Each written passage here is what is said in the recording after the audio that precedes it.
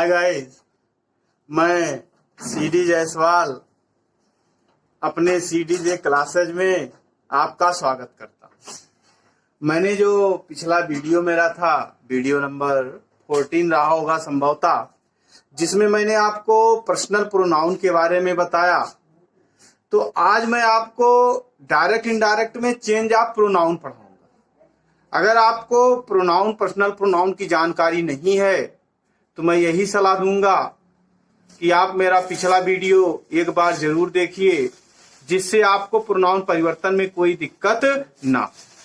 तो हम समय ना गंवाते हुए आगे का प्रोग्राम शुरू करते हैं अध्ययन का।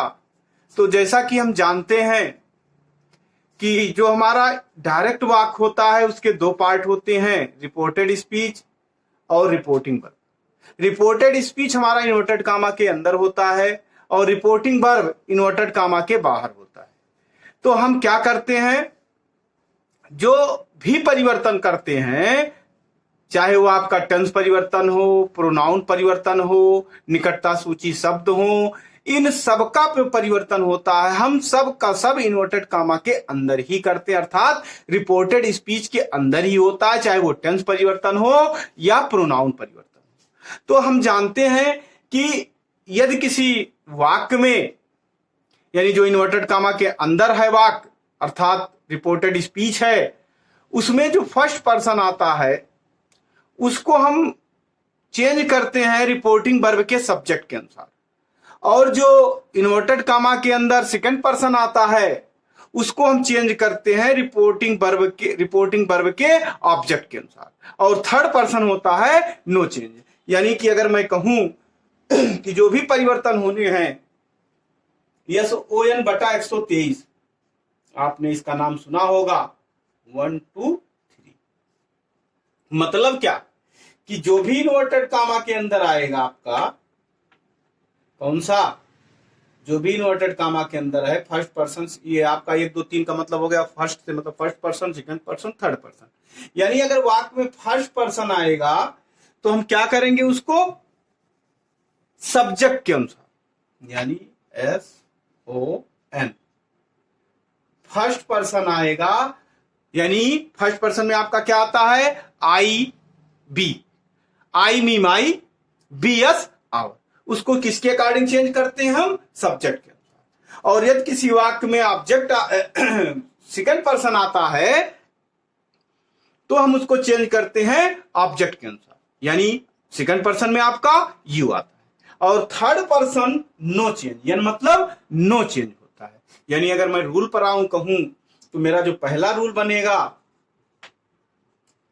फर्स्ट रूल क्या होगा, यदि रिपोर्टेड स्पीच का प्रोनाउन फर्स्ट पर्सन में हो, यानी फर्स्ट पर्सन मतलब आप रिपोर्टेड स्पीच मतलब जो इन्वर्टेड कामा के अंदर फर्स्ट पर्सन में हो,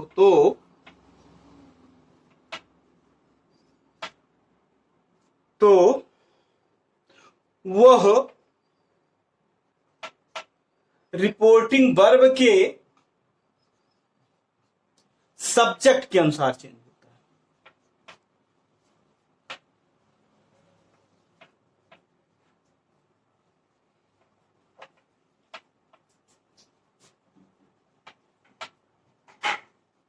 क्या कहेंगे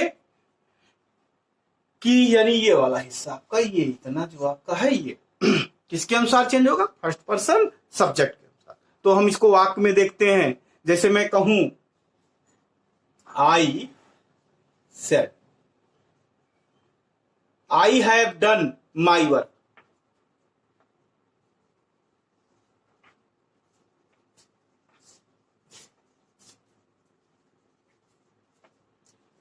तो जैसा मैंने पहले भी बताया है कि अगर हमको डायरेक्ट से इनडायरेक्ट बनाना है तो सबसे पहले आप दो बातें याद रखें।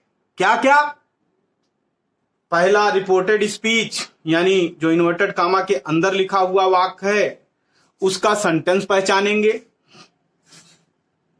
इसके बाद जो रिपोर्टिंग वर्ब है यानी जो इन्वर्टेड कामा के बाहर है उसके टेंस को पहचानते हैं। तो हमारा ये वाक्य असर्टिव है और जो हमारा ये टेंस है पास्ट में। तो क्या हुआ कि इसमें टेंस परिवर्तन होगा।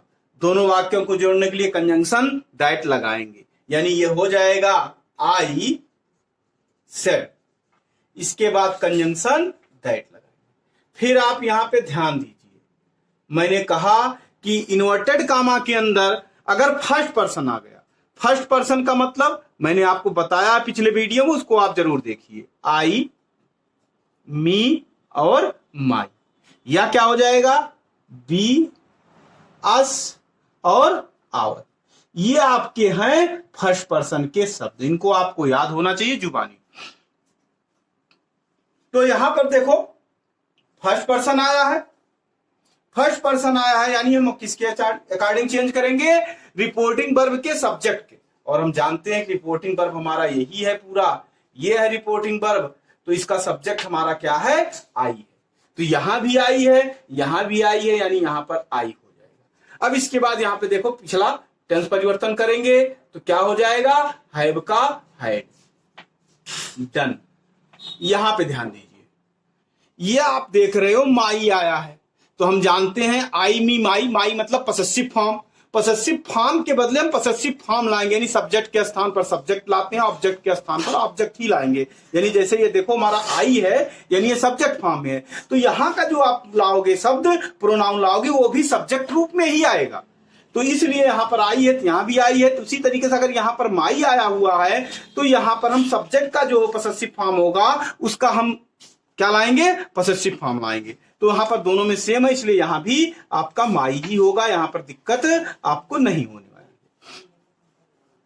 दूसरा सेंटेंस देखते हैं। अगर मान लो मेरा कर्ता यहां चेंज हो जाए, आई के स्थान पर मैं यू कर दूं, यानी ऐसे कर दूं, you said comma inverted comma I have done, I have done my work. अब ये सेंटेंस आपको ध्यान देना है। तो देखो ये हो जाएगा यू सेड, कंजंक्शन क्या लगाओगे, दैट। फिर अब यहां पर ध्यान देना है, आई, आई यानी फर्स्ट पर्सन। यदि इन्वर्टेड कामा के अंदर फर्स्ट पर्सन या सेकंड पर्सन आता है तो हम प्रोनाउन परिवर्तन करते हैं। तो फर्स्ट पर्सन में हमारा क्या आया हुआ है, आई, आई यानी फर्स्ट पर्सन, किसके अनुसार, सब्जेक्ट के अनुसार। तो जब ये सब्जेक्ट के अनुसार चेंज होगा तो हमारा सब्जेक्ट यहां पे ध्यान दो यू है, तो इसका मतलब हुआ कि यहां पर आई सब्जेक्ट फॉर्म में है, तो हम इस यू का सब्जेक्ट ऑब्जेक्ट दोनों सेम होता है, यहां पर हम क्या कर देंगे, यू कर देंगे। ध्यान दीजिए, मैं फिर से बता रहा हूं आपको, आई आया है, आई आपका क्या है, सब्जेक्ट है, और आई जो है फर्स्ट पर्सन है, वो किसके अनुसार चेंज होता है, सब्जेक्ट के अनुसार। तो यहां पे हमारा सब्जेक्ट यू है, तो इसका मतलब हुआ आई के स्थान पर हम क्या ला करके यू। अब इसके बाद यहां पर देखो हैव है, टेंस परिवर्तन होगा, ये हो जाएगा हैव का हैड, इसके बाद डन। अब यहां पे देखो पसेसिव फॉर्म आपका माई है, ये भी फर्स्ट पर्सन का पसेसिव फॉर्म है, इसका मतलब यहां पर भी कर्ता का ही पसेसिव फॉर्म आएगा, यानी हमारा कर्ता यहां यू है और यू का पसेसिव फॉर्म होता है योर। फिर से इस बात को समझिए आप, यहां पे माई का योर हो गया। कैसे हो गया, माई फर्स्ट पर्सन का है और फर्स्ट पर्सन का जो भी शब्द आता है, चाहे वो आई हो, चाहे मी हो, चाहे माई हो, बी हो, अस हो, आवर हो, वो सब का सब किसके अनुसार चेंज होता है, हमारे सब्जेक्ट के अनुसार। तो भाई कर्ता के स्थान पर कर्ता, ऑब्जेक्ट के स्थान पे ऑब्जेक्ट, तो ये पसेसिव फॉर्म है, तो पसेसिव फॉर्म के स्थान पर हम पसेसिव फॉर्म लाएंगे, इसलिए यू का पसेसिव फॉर्म होता है योर। तो यहां पर हम कर देंगे योर वर्क। तो इस तरीके से हमारा वाक्य बन जाएगा। अब इसी यू के स्थान पर मान लीजिए हम थर्ड पर्सन या कोई नाउन रख दें, मान लो सीता कर दें, Sita said I have done my work. अब इस सेंटेंस में देखते हैं क्या हो जाएगा, सीता सेड, फिर कंजंक्शन दैट। अब यहां पर देखो आई आया हुआ है, फर्स्ट पर्सन किसके अनुसार, सब्जेक्ट के। अब की बार हमारा सब्जेक्ट क्या है, सीता है। सीता चूंकि हमारा फेमिनिन में है, यानी स्त्रीलिंग में है, तो हम जानते हैं कि सीता के लिए प्रोनाउन हम लगाते हैं, कि कोई भी स्त्रीलिंग होता है तो उसके लिए हम सी लाते हैं। और अगर राम श्याम मोहन सोहन होता तो उसके लिए हम प्रोनाउन ही लाते हैं। यानी कोई भी नाउन आएगा तो थर्ड पर्सन के लिए हम लाते हैं। अगर वो पुल्लिंग होगा यानी मैस्कुलिन होता है तो ही लाते हैं। अगर स्त्रीलिंग यानी फेमिनिन होता है तो उसके स्थान पर हम सी लाते हैं। तो इसका मतलब ये हुआ कि यहां पर आई सीता के लिए हम लाएंगे स्त्रीलिंग में, तो हो जाएगा ये सी, और हैव का हो जाएगा हैड डन। फिर यहां ध्यान दीजिए माई, मैंने अभी आपको बताया कि पसेसिव के स्थान पर पसेसिव ही आएगा, सब्जेक्ट के स्थान पर सब्जेक्ट ही आएगा। तो सीता के लिए हम पसेसिव फॉर्म लगाएंगे, चूंकि प्रोनाउन होता है इसके लिए सी, तो सी का पसेसिव फॉर्म होता है हर। तो यहां सी माई के स्थान पर हो जाएगा हर वर्क। तो इस तरीके से हमारा वाक्य कंप्लीट हो। एक वाक्य और देखते हैं। मान लो कोई पुल्लिंग रख दें, यहीं पर सीता के स्थान पर मान लीजिए मैं रख दूं सोहन। सोहन से I have done my work.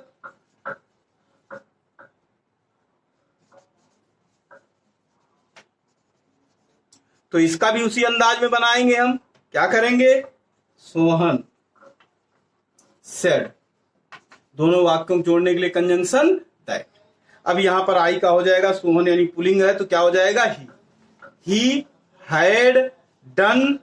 फिर यहां ध्यान देना माई पसेसिव फॉर्म में है, इसका मतलब सोहन के लिए हम पसेसिव फॉर्म क्या लाएंगे? हिज। तो हो जाएगा हिज वर्क, फुल स्टॉप कर। तो इस तरीके से कोई भी वाक्य हमारा आता है तो हम फर्स्ट पर्सन का होगा तो इसी अंदाज में बदल देंगे। अब एक हम बी से कोई वाक्य बनाते हैं, उसको देखते हैं कैसे बनता है। जैसे मैं कहूं we said, we said, we नहीं करते, चलो ठीक है देख लेते हैं बी से। We have done our work. अब यहां पर देखो ये हो जाएगा आपका बी सेड कंजंक्शन दैट लगाएंगे। बी यानी फर्स्ट पर्सन, फर्स्ट पर्सन किसके अनुसार? कर्ता के अनुसार। कर्ता दोनों स्थान पर सेम है यानी बी है, तो बी का बी हो जाएगा। हैव का टेंस परिवर्तन करेंगे, हैड डन। और यहां पर आवर है, ये भी कर्ता, बी का भी पसेसिव फॉर्म हो जाएगा आवर, क्योंकि पसेसिव फॉर्म के स्थान पर पसेसिव फॉर्म लाएंगे। लेकिन यहां पे ध्यान दीजिए, अगर हम बी के स्थान पर यहां क्या कर दें? ही कर दें, या कोई भी थर्ड पर्सन का रख दें, ये ही सेड हो जाए। सपोज करिए he said comma inverted comma we have done our work. तो इस सेंटेंस में ध्यान देना है, ये हो जाएगा ही सेड, इसके बाद कंजंक्शन दैट लगाएंगे। यहां पर काफी स्टूडेंट्स गलती कर सकते हैं, वो सोचेंगे यहां पे देखो बी आया है सब्जेक्ट के अनुसार ही, तो यहां पे ही कर देंगे। ये रॉन्ग हो जाएगा। क्यों रॉन्ग हो जाएगा भाई? ये देखो आपका ये बहुवचन में है, तो मैंने बताया जैसे सब्जेक्ट के स्थान पर सब्जेक्ट, वैसे भाई बहुवचन के स्थान पर बहुवचन। और मैं बार बार अपने वीडियोज में बता चुका हूं, चाहे वो ही हो, चाहे सी हो, चाहे इट हो, इन सब का बहुवचन दे होता है। यानी पे हम यहां क्या लिखेंगे? दे, इसके बाद हैड डन, और पसेसिव फॉर्म में यहां हो जाएगा आवर के स्थान पर दियर वर्क।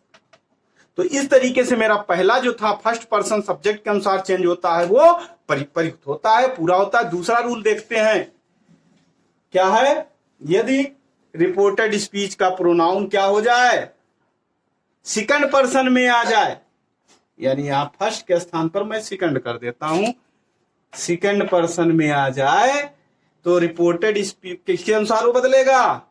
रिपोर्टिंग वर्ब के सब्जेक्ट नहीं, अब हो जाएगा ऑब्जेक्ट के अनुसार चेंज होता है। यानी जहां सब्जेक्ट था वहां ऑब्जेक्ट हो जाएगा। यानी क्या लिखा मैंने? SON बटा 123 में आते हैं, सब्जेक्ट किसके अनुसार?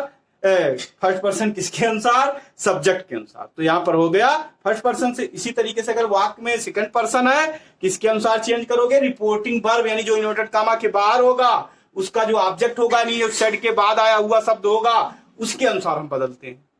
तो हम इसको वाक्य के माध्यम से देखते हैं। जैसे मैं कहूं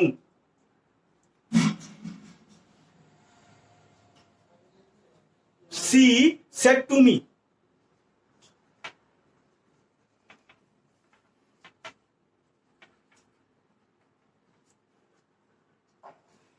you are a player.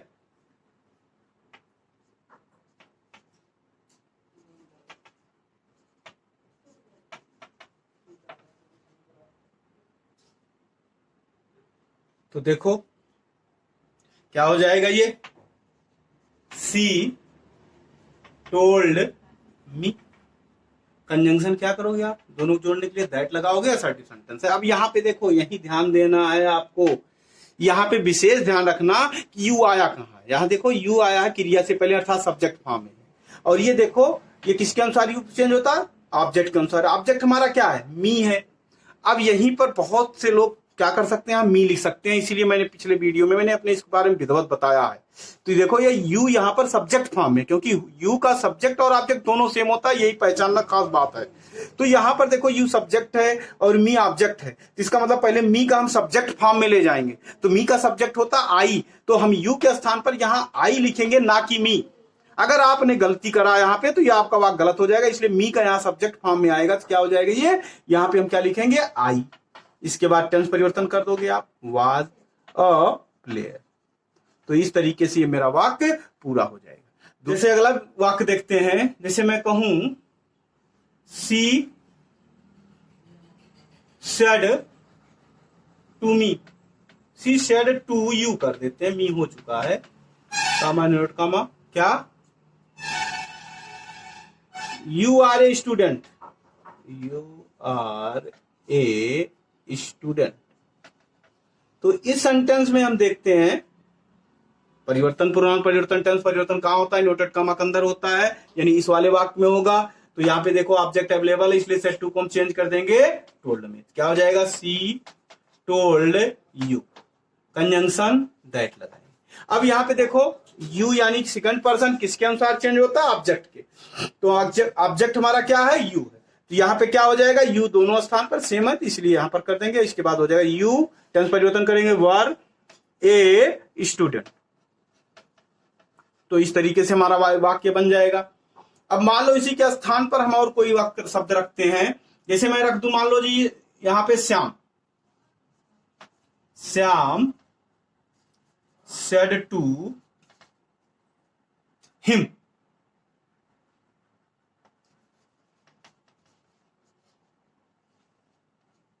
you are reading your book। तो ये हो जाएगा आपका श्याम सेट टू का टोल्ड कर देंगे, क्योंकि ऑब्जेक्ट अवेलेबल है, हिम, दोनों वाक्य को जोड़ने के लिए कंजंक्शन दैट लगाएंगे। अब यहां पे देखो यू आया हुआ है, यू यानी सेकंड पर्सन किसके अनुसार चेंज होता है, ऑब्जेक्ट के। ऑब्जेक्ट हमारा हिम है, तो यहाँ पे क्या हो जाएगा, ही। इसके बाद यहां पर हो जाएगा टेंस परिवर्तन, वाज रीडिंग। अब यहाँ पे देखो योर है, योर पसेसिव फॉर्म है, इसका मतलब है पसेसिव फॉर्म के स्थान पर पसेसिव फॉर्म आएगा, और योर का पसेसिव फॉर्म किसका होगा, हिम का पसेसिव फॉर्म। क्यों, क्योंकि ये ऑब्जेक्ट के अनुसार बदलता है, ऑब्जेक्ट हमारा हिम है, तो हिम का पसेसिव फॉर्म होता है हिज, यहाँ पे हो जाएगा हिज बुक। तो इस तरीके से ये सेंटेंस पूरा होता है।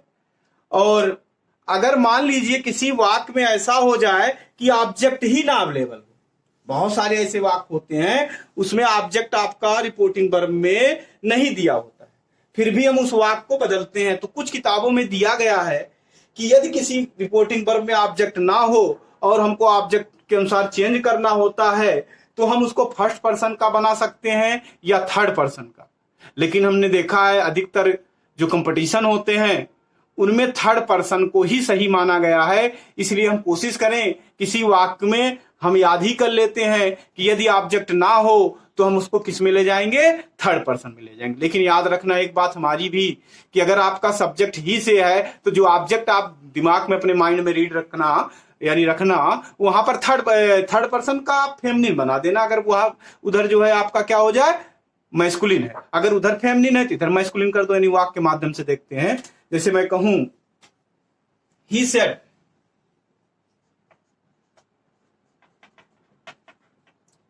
यू कैन गो, तो इस सेंटेंस में हम देख रहे हैं कि यहां पे देखो यू आया हुआ है, यहां पे ऑब्जेक्ट नहीं है। तो या तो आप लिख भी सकते हो, अगर चाहो, नहीं लिखेंगे तो अंडरस्टूड माना जाएगा, वो दोनों वाक्य जोड़ने कंजंक्शन दैट करेंगे। अब यू ऑब्जेक्ट के अनुसार होता है, ऑब्जेक्ट यहां अवेलेबल नहीं है, तो हम थर्ड पर्सन का बनाएंगे। तो देखो यहाँ पे हमारा पुलिंग में आया हुआ यानी मैस्कुलिन है, तो यहाँ पे ही है। अगर हम यहाँ पर हिम मान लेते हैं तो यहाँ पे ही लगाएंगे तो उतना अच्छा नहीं होगा, तो पता ही नहीं चलेगा किसके अकॉर्डिंग चेंज हुआ। अगर हम मान लें यहाँ पर फेमिनिन आया है तो यहाँ पे सी कर दे तो बेहतर होगा, सी और कैन का हो जाएगा कुड गो। इस तरीके से हम इस वाक्य को बनाएंगे। और तीसरा थर्ड पर्सन नो चेंज, यानी इन्वर्टेड कामा के अंदर अगर ही सी इट और दे आ जाएंगे या कोई नाउन आ जाता है उसमें जो है हम प्रोनाउन परिवर्तन नहीं करेंगे, यानी प्रोनाउन थर्ड पर्सन का होगा, ही सी इट और दे होगा तो उसमें परिवर्तन नहीं होता। एक वाक्य इसका भी देखते हैं क्या कि थर्ड पर्सन जो है नो चेंज है, थर्ड पर्सन नो चेंज। वाक्य के माध्यम से देखते हैं। जैसे मैं कहूं Mukesh said comma inverted comma he is a student, he is a student, तो यहां पर हो जाएगा आपका मुकेश सेड, इसके बाद दोनों वाक्यों को जोड़ने के लिए कंजंक्शन दैट ही इज, ही, अब यहां पे देखो ही आया है थर्ड पर्सन का, थर्ड पर्सन नो चेंज होता है इसलिए इसको स्मॉल लेटर में करके यहां रख देंगे, टेंस परिवर्तन करेंगे, वाज अ स्टूडेंट, यानी थर्ड पर्सन नो चेंज, चाहे जो ही सीट दे में से कोई भी आ जाएगा उसका हम टेंस परिवर्तन नहीं करेंगे। इसी के साथ मैं अपना वीडियो यहां पर समाप्त करता हूं और आशा करता हूं कि आपको ये मेरा वीडियो पसंद आया होगा। अगर पसंद आया है तो लाइक और सब्सक्राइब करें, जिससे हमें थोड़ा सा उत्साहवर्धन मिलता है अगले वीडियोस को बनाने में। तो आप इसी के साथ मैं अपने वाणी को विराम देता हूं। जय हिंद।